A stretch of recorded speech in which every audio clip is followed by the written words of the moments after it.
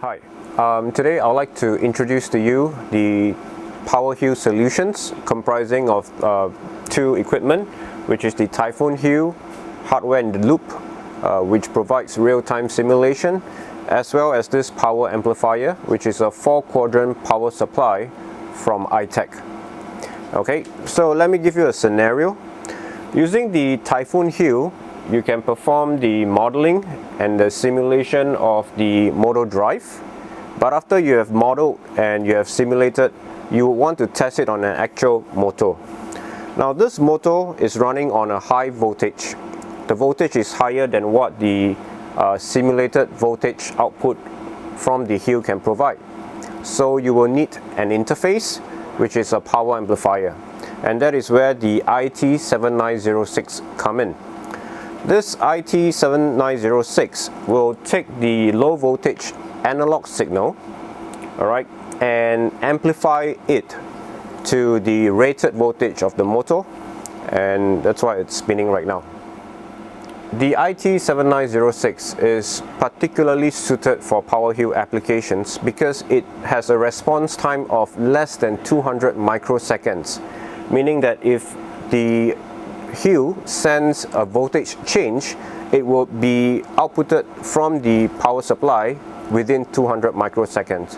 So there's a very short transient and delay, which makes it particularly suited for HIL applications. In this current setup, I have the model of a motor drive running inside the HIL, and it's being controlled by this SCADA.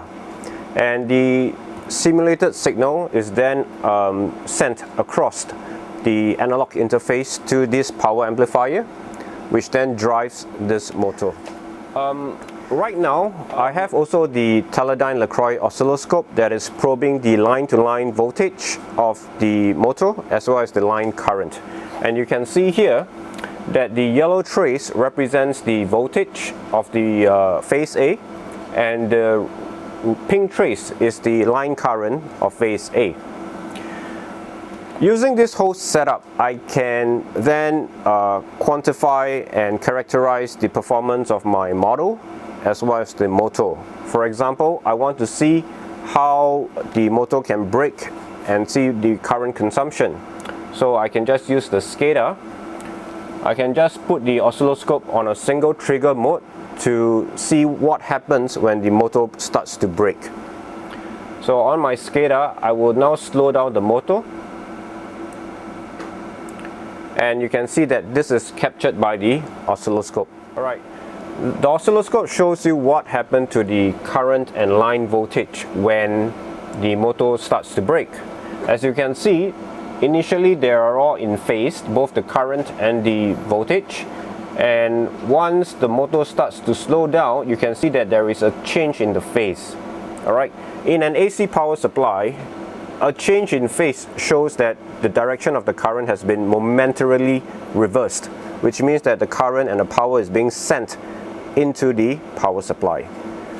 This shows the benefit of having a 4-quadrant power supply, which is able to both source and sink power in both directions.